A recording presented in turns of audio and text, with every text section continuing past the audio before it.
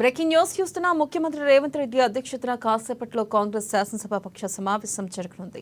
శంషాబాద్లోని నోవోటల్లో సమావేశాన్ని నిర్వహించనున్నారు. ఈ మేరకు ప్రభుత్వ వైపులో మంత్రులు, ఎమ్మెల్యేలు, ఎమ్మెల్సీలకు సమాచారం ఇచ్చారు. సమావేశంలో 4 కీలకమైన అంశాలపై ప్రధానంగా చర్చ జరగనున్నట్లుగా తెలుస్తుంది. భూభారతి, ఎస్సీ వర్గీకరణ, సన్నబియ్యం, ఇందిరమ్మ ఇళ్లపై చర్చ జరిగే అవకాశం ఉంది.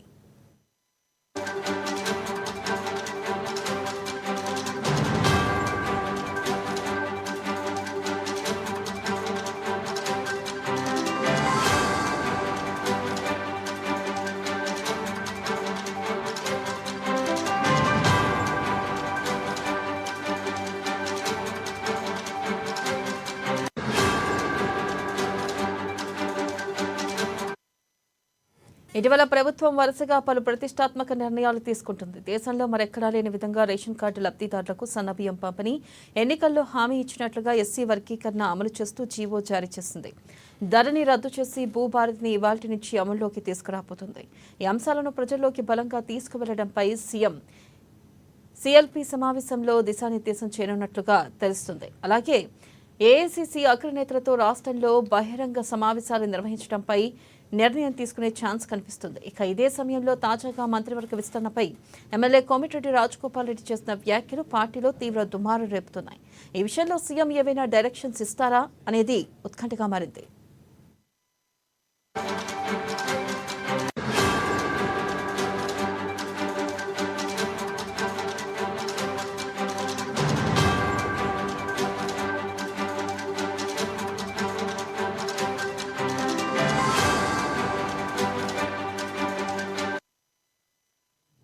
బ్రేకింగ్ న్యూస్ చూస్తున్న ముఖ్యమంత్రి రేవంత్ రెడ్డి అధ్యక్షతన కాసేపట్లో కాంగ్రెస్ శాసనసభాపక్ష సమావేశం జరగనుంది.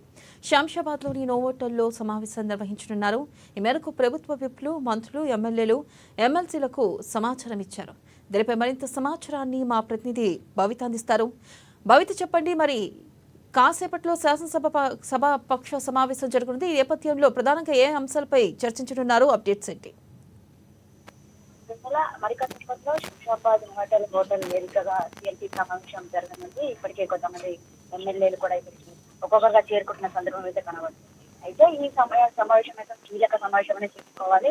కొన్ని అంశాలను ఎజెండా తీసుకొని ఈ సమావేశం అయితే నిర్వహిస్తున్నారు. గత ఎంసీహెచ్ అంటే నిర్వహించిన కీలక సీఎల్పీ భేటీ తర్వాత ఇదే మరొక భేటీ తనకు అనుసంధానంగా చెప్పేసి మనం చెప్పుకోవచ్చు. అయితే ఈ సమావేశంలో మాత్రం మెయిన్ గా ఒక 4 అంశాలను ఎజెండాగా తీసుకొని ఈ సమావేశం నిర్వహిస్తున్నారు. అయితే ఇప్పుడు కీలకంగా తీసుకున్నటువంటి తెలంగాణ కీలకంగా తీసుకున్న అంశాలు ఏవైతే ఉన్నాయో భూభారతి, సన్నబియ్యం పంపిణీతో పాటు ఎస్సీ వర్గీకరణతో పాటు ఇందిరమ్మ ఇళ్ల పథకాల సమితి ప్రధాన ఎజెండాగా అయితే ఈ సమావేశం కొనసాగుతుందని చెప్పుకోవాలి. ఈ సమావేశం తర్వాత మరికొన్ని అంశాలపైన కూడా ఒక ప్రాధాన్యత సంతరించుకుంది. కొన్ని అంశాలను చర్చకు తీసుకుని సమావేశంలో కీలక నిర్ణయాలు తీసుకున్న అవకాశం తెలిసింది. అయితే గత కొంతకాలంగా ఈ రోజున ఈ సన్నబియ్యం పంపిణీ కార్యక్రమం ప్రారంభించారు.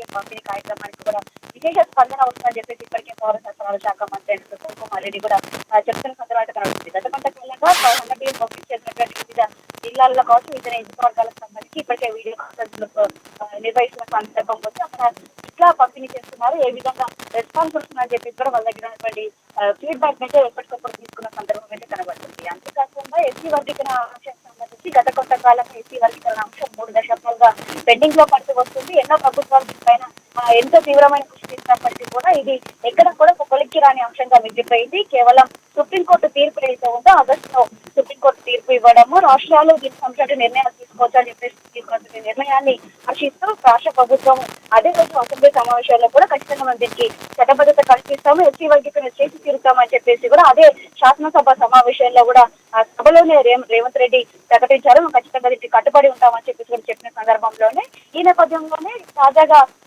అంటే కమిటీ వేయడము, సబ్ కమిటీ వేయడము, దాని తర్వాత ఏకసభ్య కమిషన్ ని నియమించడము, ఎస్సీ వర్గీకరణ 9 నెలల అంటే సుప్రీంకోర్టు ఇచ్చినటువంటి 9 నెలల కాలంలోనే పూర్తి స్థాయిలో ఎస్సీ వర్గీకరణ చేసి దానికి చట్టబద్ధత కల్పించి జీవోలు కూడా నిన్ననే తీసుకున్న సందర్భం అయితే ఉంది. ఇప్పటి నుంచి కూడా పడేటువంటి నోటిఫికేషన్ అన్నిటికీ కూడా ఎస్సీ వర్గీకరణ అమలు చేస్తాము. ఖచ్చితంగా తొందరలో రేపో మాపో ఉన్నటువంటి ఖాళీలన్నింటినీ కూడా భర్తీ చేసే ప్రక్రియ ప్రభుత్వం చాలా కీలకంగా తీసుకొని ఉంది. ఇప్పటికే శాఖల వైజ్ గా ఉన్నటువంటి ఖాళీలన్నింటినీ గుర్తించాలని చెప్పేసి ఇప్పటికే అధికారులకు సూచించారు. ఈ రోజు కూడా దీనికి సంబంధించిన ఒక సబ్ కమిటీ సమావేశం కూడా కాబోతుంది. అయితే ఇప్పుడు వచ్చేటువంటి నోటిఫికేషన్ అన్నిటి కూడా ఖచ్చితంగా ఏదైతే ఎస్సీ వర్గీకరణ ఉన్నటువంటి పూర్తి స్థాయిలో వర్గీకరణ సంస్థకి రిజర్వేషన్ పూర్తి స్థాయిలో కల్పిస్తామని చెప్పి వాటిని 3 గ్రూపులుగా విభజించడం. మొదటి గ్రూప్ లో ఉన్నటువంటి వాళ్ళకి ఏదైతే అట్టడుగు వర్గాలు కావచ్చు, పూర్తిగా వెనుకబడినటువంటి వాళ్ళకు 15 ఉపకులాలను గుర్తించి వాళ్ళకు 1% రిజర్వేషన్ కల్పించడం. తర్వాత మధ్యస్థంగా ఎవరైతే లబ్ధి పొందిన వాళ్ళు ఉన్నారో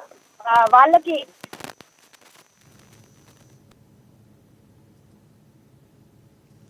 రైట్ భవిత, థ్యాంక్ యూ.